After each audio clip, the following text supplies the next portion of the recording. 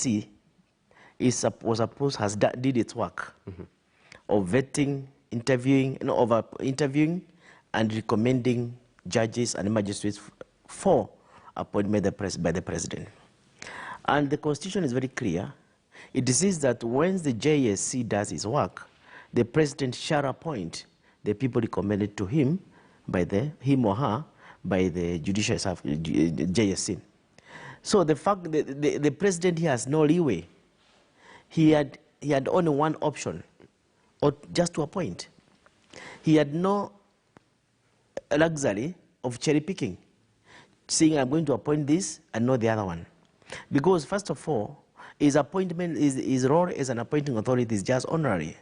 He had just been given that honor as head of state to appoint people who have already been cleared by a constitutional body or a legally constituted body.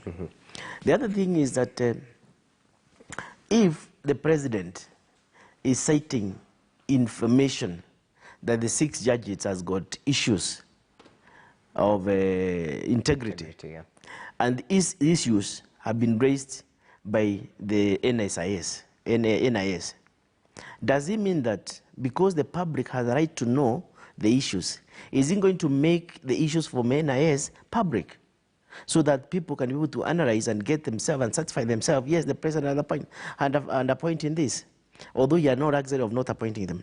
But what I'm asking myself is it going to release the information given by NSIS to the public so that can analyze and satisfy ourselves what has been done? Okay. Second, the other thing is that if the president appointed these 6 judges and there are issues, there are procedures of dealing with judges and state officers who have issues of integrity. That means people could have raised petitions, and when a petition against a judge is raised, the president will still have another role of constituting a tribunal to remove that or to investigate that judge, and if the judge is found to be culpable, he is removed. So what I'm saying is that the president overreached. He should not have done that. Okay. Finally, I would like to say that the Chief Justice has also put her reputation at a very high risk. Because number one, why the judges were not appointed during Maraga's time? Because Maraga was very clear. You have to appoint the 40 judges as the Constitution instructs you. And if you appoint less, I will not participate in illegality. So why Mother Kome chose to participate in an illegal, in swearing in of judges who have been appointed to some extent against the spirit of the Constitution, it means that she's starting from a false start. Though she did release a statement, did you find it inspiring? I think what I'm saying about that statement, I saw it, yeah. But it was not convincing or strong enough to tell us the reason why she did that. All right. So I'm saying that Justice Mother Kome must come out clearly and try to restore his confidence from among Kenyans. Okay. Yeah, and I wanted to say that there's a case like that happened when Mother Karua was Minister for Justice. At one time, she was not involved in swearing of judges in the State House. He was seeing them on television being sworn by Moi Kibaki. And he chose to take up the responsibility. And she resigned. She said that I cannot be a frau girl in this matter. All right. So what I'm putting it in clear is that the Kenyan population is very happy that you have got the first woman Chief Justice. But this woman Chief Justice by the name Mother Kome, let us not diminish the confidence we had on the participation of women in such high positions. She should clarify the situation. She should ensure that the other 6 judges are appointed, or else take responsibility. Finally, the positive thing about it is that we have at least got an extra 34 judges. So there's going to be who can be used in the court processes, and so it's a positive thing because you have got more people to ease up the backlog which is happening in the courts. So in a nutshell, I want to say that the president may put this country in a deeper situation, because with what he has done by appointing these judges and not appointing others is deeper than a basic refusal to obey a court order. Okay. Now he has got a notch higher, and I don't know what next he's going to do. I don't know whether he may choose to suspend the constitution or what next. I don't know. Well, that's speculation. But of course, others argue that perhaps Martha Kome's approach was to get things running, especially in the Court of Appeal, which was definitely hard hit by this standoff between the executive and the judiciary. Arthur Dera, how do you look at this, especially how the CJ approached the matter? First of all, I mean, Jesse, we need to draw a line between the role of the president and the role of the CJ, and of course also the role the previous CJ had played in this matter. I think that the previous CJ, Justice David Maraga, took what was seen in many quarters as a confrontational approach of saying 40 or none. I agree, it should be 40 or none. So says the Constitution. It's not an opinion. Is not somebody's dream. It is just the Constitution that says the president shall appoint. Once the JSC has followed the process the way it is detailed in the Constitution, they forward the names to the president should appoint within a reasonable time. And I don't think 2 years is a reasonable time. 2 years is far too long, especially taking into account that there's a dire shortage of judges in the courts. Now, if you take let's just, before I go to Justice Kome, okay, let's just examine the role of the president in this a little bit. I listened to the former deputy chair of the Judicial Service Commission, Madam Deche, who said many things, but two of them struck me. Once she said that in the course of them interviewing the candidates that were there then, they received a letter from the NIS indicating that they had adverse information about some of the candidates. She didn't say how many, she didn't say who. And then they wrote back and said, what information do you have? Please present it to us so that we can examine it and, importantly, give these guys the right of response. Yes. But they did not get that information. That was the window for the president to intervene if he had information and to say, this is the information, can you please deal with it and exclude these guys if it is credible information. Clearly, the president also, having that information as he has had, and having had 2 years, assuming he got that information at that point in time, working with the NIS, remember, strikingly, that all these 6 that have been excluded are serving members of the judiciary. 2 of them are magistrates, 4 of them are high court judges. How on earth is it that for 2 years we have adverse information? The NIS has 47 million nozzles using which they can bring a petition to the Judicial Services Commission and initiate a process of removal of these judges and magistrates if indeed there is information justifying their removal. None of that has happened. Therefore, it creates suspicion, it creates speculation about the motive. And I think also the other thing that Madam Deche said is that, according to her, the names that were initially presented to them by the NIS as having adverse information against them, the list presented then is not exactly the list of the 6 that have been excluded. So again, there is a lot of smoke there. It needs to be bottomed out. And I think Madam Chief Justice has a lot of work to do. Turning to her role, let us just contextualize it a little bit. Chief Justice Martha Koome is appointed Chief Justice of Kenya. She walks into a judiciary where, just take an example of the Court of Appeal. She, after her appointment as Chief Justice and the appointment of Justice Ouko as a judge of the Supreme Court, she is at 43% capacity in the Court of Appeal. Okay. She has 13 judges against a capacity of 30. There's supposed to be 30 judges of the Court of Appeal. She has 13. Before, they had 50 when she was there and when Justice Ouko was there. Right. She's down to 43%. Okay. She's desperately in need of judges. Remember, we're also walking into a space where there'll be 7 judges handling the BBI case, which is exacting, which is involving, it is going to consume a lot of time. Sure. What happens to justice? Now, if you are Justice Martha Koome walking into the judiciary to receive the initial briefings and get her orientation, one of the looming, almost disastrous things you have to confront is shortage of judges. In the High Court, perhaps, but clearly from what we see, it is dire in the Court of Appeal. All right. So, and you know, they say a bird in hand is worth two in the bush. This lady is confronted with a situation. If she says 40 or none, she still has to deal with the problem of shortage of staff. All right. And I don't know whether she was consulted or not before the president made the appointment of the 34. We do not know. What we know for a fact is that after she attended the swearing in, and after the swearing in, she issued a statement, which for me is what we expected her to say.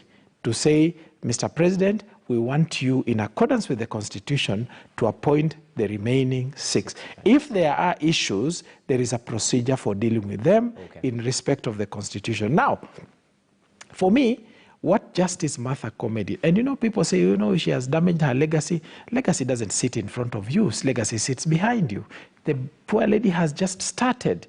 And I think that history will bear her out and bear me out that she made a pragmatic decision to attend the swearing in, and all these 34 judges made a pragmatic decision to attend that swearing in, get sworn in, and start working. You know, if you're going to take another 2 years arguing about 40 or none, there is Carissa in Kilifi who has a case in the High Court, a wrongful termination case, which has dragged for years. He is waiting for justice. There is a Sere in Busia who has a land case. She cannot transact. She cannot get a bank loan because she has a problem with the title deed that needs to be sorted out by the High Court because of shortage of staff. Okay. Now, what do you do to a Sere in Busia and Carissa in Kilifi? Should they wait because we are saying 40 or none?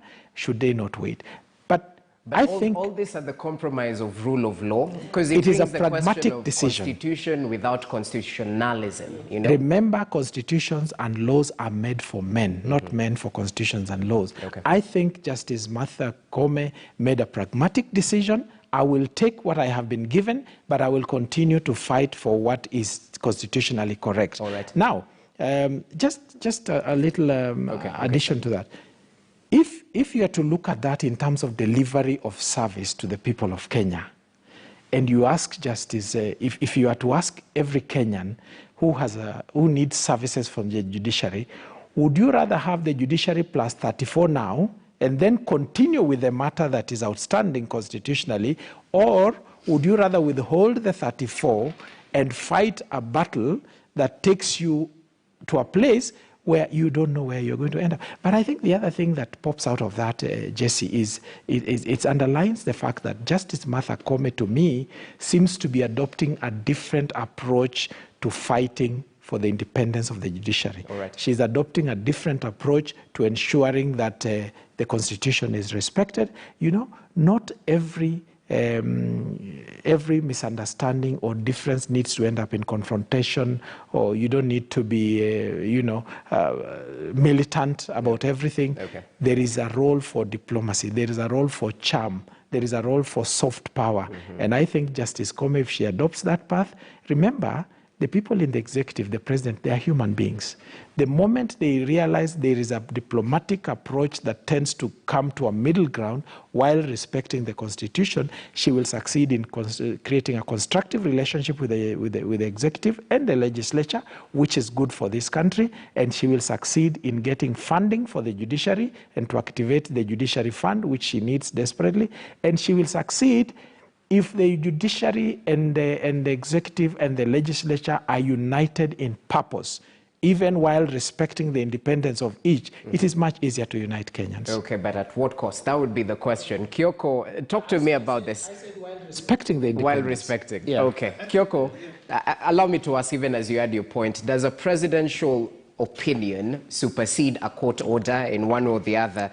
And the powers of the president in this particular role, many have interrogated. He's the head of state, head of government. What role does he play in the appointing process? The framers of the 2010 Constitution, I think we need to understand where we were coming from. We were coming from a history. Okay, Kyoko, allow me to cut you short. We'll definitely come back with your points. Even as you sort of think on your coming back point, allow me to bring into the conversation Daktari.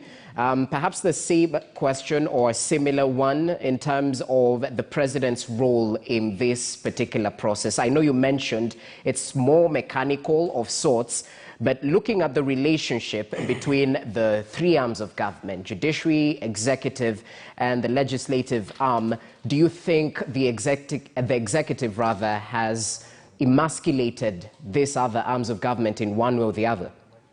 I think so. They may not have done it, but they are heading towards that direction. And the only point I have, you don't have to over-discuss this topic. Okay. We have a constitution to follow. And you cannot have a constitution which is followed by people in whichever capacity, when and if they want to do it. And now we are saying that I agree that the judiciary has got 34 more judges. And the issue of dispensing justice is going to be faster because of those judges. But the issue is, are we going to focus on short-term gains on sustainability of our judicial system or of governance system? And that's why I'm saying, I agree that legacy sits behind us because Mother Koome has just started, and she's going to make her legacy maybe by the time she retires in 10 years' time or 8 years to come. Okay. But I say this with a lot of confidence and conviction that everybody, including the president, is supposed to obey the Constitution. If you are required to appoint 40 judges, please, for God's sake, appoint 40 judges. What is coming out clear is that if you say that there's room for discretion, there's room for the president to make discretion on what he does about the Constitution, there's room for the Speaker of the National Assembly to make discretion to what extent he obeys the Constitution. The same case for the judiciary. This country will be moving into lawlessness. We are not criticizing the President Uhuru Kenyatta in his individual capacity. All right. We are talking about the office of the president. The president who is in office must and should follow and obey the Constitution. So in this case, I say Uhuru Kenyatta should have expressed the goodwill and ensure that the 40 judges are appointed, and if they are to be removed, that will follow, and every citizen have a right to put forward a petition. Finally, on this issue, I'm asking this. The 6 judges now, for not having been appointed, it's implied, and the Kenyans now have been told, these are judges with issues. How do they continue dispensing justice? And they are already suspects. So if the president and the Attorney General, for example, feels that these 6 judges have issues, after refusing to appoint them, then the next step should follow. Give us direction on how we should move to ensure that people don't get their cases listened to by people who have no integrity. Okay. So I think this is a very good, an issue which is very contentious, and the president could have actually appointed first before maybe doing what is. Finally, I would like to say that Mother Koome has been a justice or the judge of Court of Appeal. It is not that she's coming from outside. She knows about the capacity of the judiciary. And it's not a surprise that there are fewer judges than required. But the question we are asking ourselves is, if an institution like the judiciary is going to be begging favors from the head of state to get finance, to get funding, what about the other people down the line? It means that this country will be going to the issue of being on autopilot, whereby the Constitution does not become supreme. Okay. So I really conclude by saying that in good faith, I would ask the president to appoint the other 6 judges. Of course, the statement from Mother Koome that asking the president to appoint the 6 judges was after the effect. And she was just trying to deodorize herself so as she looks good to the public. Okay. And I think to me, she should have come out in a more convincing and a more serious manner to ensure that it takes on the president respectively, but in a firm position. Okay, you've raised a very serious question. What happens when you face part of these 6 judges? Is it character assassination? I don't know, so many questions. Kyoko, add your voice to this.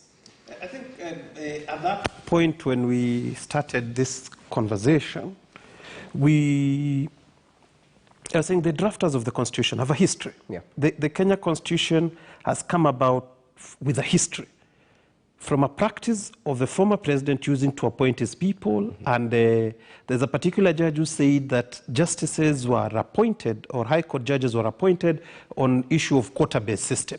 That we need a Kamba into the high court, so let us appoint a Kamba. We need a lawyer, so that people feel they're in that space. There was no merit, there was no independence. And that is why when the 2010 Constitution was created, from Article 1, that says sovereign power shall be exercised independently by the executive, by the legislature, and by the judiciary. It is again reinforced in Article 160, subsection 1, that nobody can direct the operations of the judiciary. It is an independent institution. And again in 161, where the president is said, the president shall appoint. And the president is directed on the matters of Chief Justice of this country. JSC proposes, you forward the name for approval in Parliament. On the matter of ordinary judges, the president shall appoint. The word shall connotes a mandatory connotation. It is not for the president to. It is not for the president to delay. But again, let us go back and see what President Kibaki did in the advent of the new constitution. Remember, he tried to appoint Justice Visram, retired emeritus, to be Chief Justice. He attempted to appoint Kioko Kilukumi, senior counsel, to be DPP. And he was told, you did not follow due process. The positions were re-advertised. That is how Chief Justice Emeritus Mutunga came in. That is how the DPP then came about. So it is okay to test the limit, but once you are advised, being that it's a new constitution, once you are advised, you take a back seat and allow the spirit of this law to be carried forward. In 2014, when Uhuru was just a new president, again he was submitted, and that is part of the letter that Chief Justice Koome described. President Uhuru was given 25 names. He appointed 11 first, stayed for a while, then, okay, let me bring in the other one. He was testing the limits of this law, but he was told this must happen. On this particular one of the 40, actually 41, and the one that died, in truthfulness, the president has no role other than to submit to the will and the dictate of what judicial service did. However, there is politics. There is pragmatism, as what Mheshimiwa Odera has talked about. Sometimes certain decisions, as painful as they are, must be made. Ordinary litigants were suffering. That is a fact. A Court of Appeal registries had been closed in Nyeri, in Rift Valley, Eldoret. I think the only one was Kisumu and Nairobi. That means a backlog of cases is happening. Ordinary Kenyans are suffering. One needs to make a decision. I think the only fault I have with the Chief Justice Koome, and also, again, let me pull back history. In 2014, when President Uhuru wanted to pay Anglo-leasing debt, remember, he called a press conference and justified why, if we don't pay this Anglo-leasing debt, we will not be able to get Eurobond to help us develop. Yet everybody in Kenya had been made to believe that the greatest corruption in the Kibaki era period was Anglo-leasing. Uhuru came out and explained to Kenyans the painful reality that we had to suffer. And once Kenyans understood that is the decision to be made, a healthy conversation happened and we were able to go and float for Eurobond. What happened to the proceeds of Eurobond is a different story. In this particular case, I think Justice Koome should have come up front and explained her reasoning to Kenyans and said, this is the situation at play today. Even though I accede to 34, the remaining 6, we shall follow process and all that. She needed to have come out to talk before this story took. And that's why you were hearing people come and try to explain her cause. I think there was a laxity on the part of communication to carry Kenyans into understanding her decision. Because of, there's again, 34 have been brought in, but at the expense of contempt of court. Because the High Court judges that gave multiple rulings against the behavior and conduct of President Uhuru. That President Uhuru again has defied a court order that told him, appoint every one of them. You have no leeway.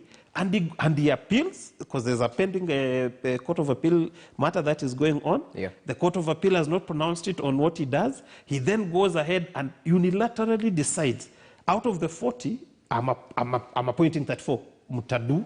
That attitude. And when you look at the legacy of President Uhuru, yes, the infrastructure thing is going on. Yes, he has intentions of whatever it is he's doing. But one of the legacy of President Uhuru that he shall carry as a yoke on his neck, as a burden of yoke on his neck, will be the contempt, the vicious contempt he had on the judiciary, the vicious contempt he had on obeying lawful court orders, on the excuse that he has the sovereign authority. Our constitution is very clear. The three organs in this government have delegated sovereign authority. His is not special. Okay. It is only that he is first amongst equal. And he needs to respect this constitution. Because we've come out, and again, this is clear. We ran away from an imperial president who knew it all. Remember, the late President Moi used to be farmer number one, teacher number one, doctor number one, lawyer number one. Now Uhuru is taking us back there to say, I feel this is, and that is what we as a country are running away from. Okay. It should not be institutionalized. Okay. Arthur, tell me this. What happens if the president, right after the JSC conducts its interviews and they give the go-ahead for the president to appoint a judge, then the intelligence services come up with information that link these judges perhaps to integrity issues, like it was the case right now? What steps should the president follow? Is he just allowed to appoint despite knowing their issues, or what path? If that were to happen at all, then someone is sleeping on the job, Jesse, because the JSC, in the course of shortlisting and interviewing these individuals, invites all and sundry, including the NIS, including the president, including anybody, any person, corporate or otherwise, who has adverse information or complementary information regarding those individuals, to present that information and possibly present themselves to testify if there is need for it, so that that information is examined at the selection stage. Selection means the process of receiving applications and shortlisting, interviewing, and then ultimately decide who passes and who doesn't. That is the window. That is the opportunity the president has, and that is the opportunity anybody, NIS included, has to present that information in accordance with the Constitution. And if presented at that point, the JSC is duty-bound to examine it. And it is duty-bound, if they find it substantive enough, to challenge the person to respond, which is the law of natural justice, that somebody must be given a right of response. So, after the selection, that opportunity closes. Okay. Once the JSC has arrived on a list and sends the list to the president, in accordance with the Constitution, the president has no opportunity to do anything about it. All he has to do is to appoint. Yes, okay. Yeah. I just want to say that also the president has a voice in the JSC through the Chief Justice, through the Attorney General. Yeah, true. So it is not that the president was not in the know of what was going on, or he was not represented. In fact, there are some other members of JSC who are also appointed by the president. Yeah. So I want to support that issue, that issue of integrity should have been canvassed at the interview stage and disposed at that point. And what is coming out is that what came from Deche is that the statement from NSIS was just a sort of one-liner. These people have got integrity issues, and there was no specifications on what integrity issues were being referred to. So they could not have been canvassed beyond that, because they were not stipulated. So what I'm saying is that the JSC did the right thing to appoint those judges, to recommend those judges for integrity, because you cannot victimize somebody for crimes or which have not been proven, because somebody is assumed innocent until proven guilty.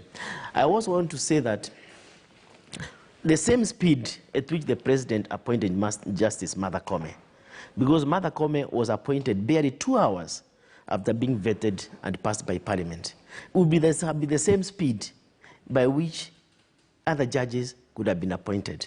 So I hope Martha Koome, as the head of the judiciary, is going to fight for equitable the application of justice to all Kenyans. not selective application depending on which side of a political divide you are. And as I conclude my intervention on this, because I know you are coming to the end of this session, the issue of dispersing of political gatherings is something that should be taken seriously.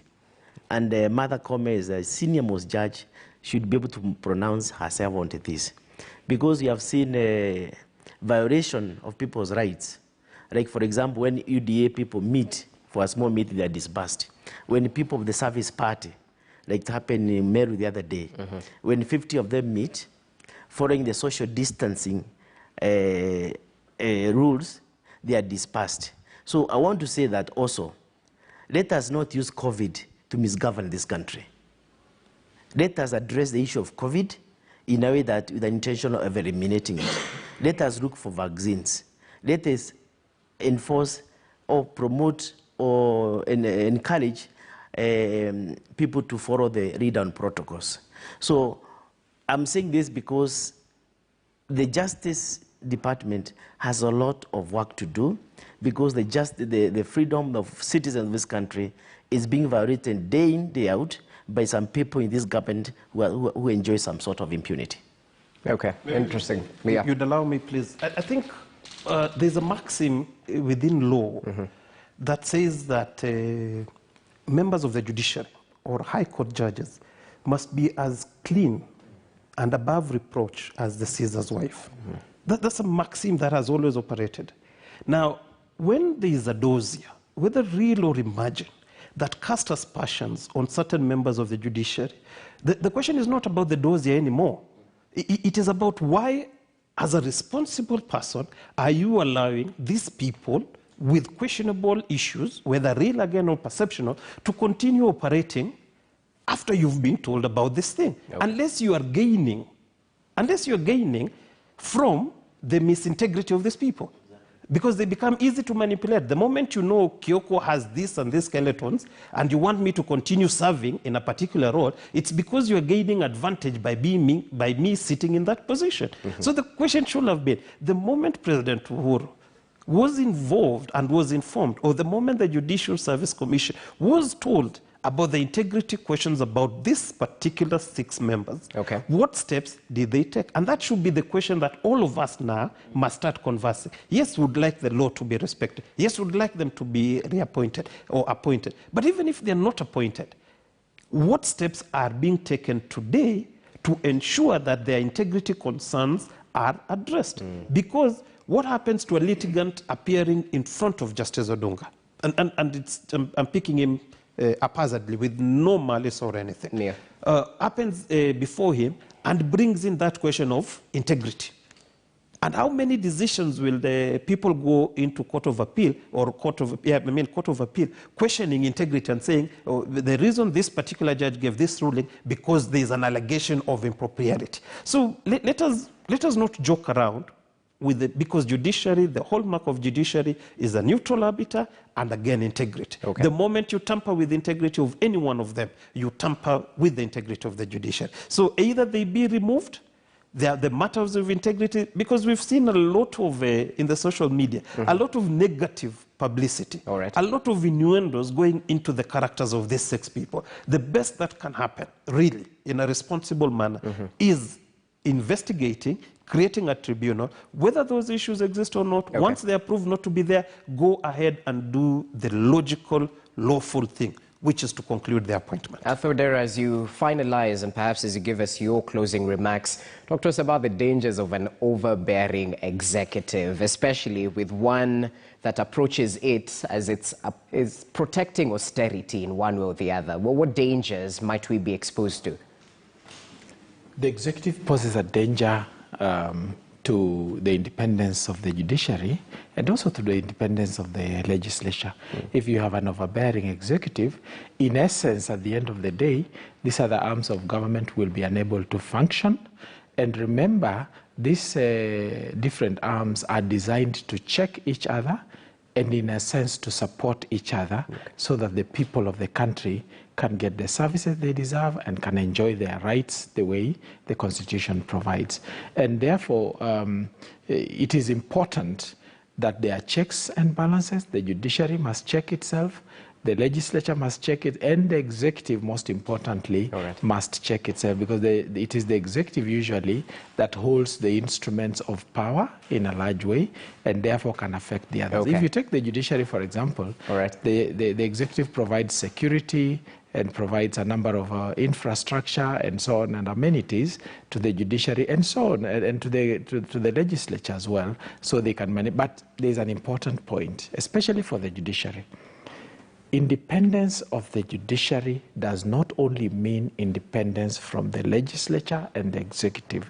Independence of the judiciary must mean independence from any external force or influence that may harm that decisional independence for the judges and magistrates that will deliver justice to every Kenyan, everywhere in the country. All right. Many thanks, Author. Allow us to finalize at that particular point. As a former Teso North Member of Parliament, and of course, we always appreciate your presence right here and your input on Morning Express, especially on Mondays. And it's not just a familiar face on the panel. Njogu Barua, many thanks for your time. Former Gishugu Member of Parliament, always a pleasure to have you with us on this specific day. And Joseph Kioko, adding your input in this latest developments happening in the country. So let's see how it plays out, especially with the independence of the judiciary coming under sharp focus. We'll see what transpires this week, and definitely we'll keep you informed. Allow us to take a short break. When we come back, more information for you. Just stay with us.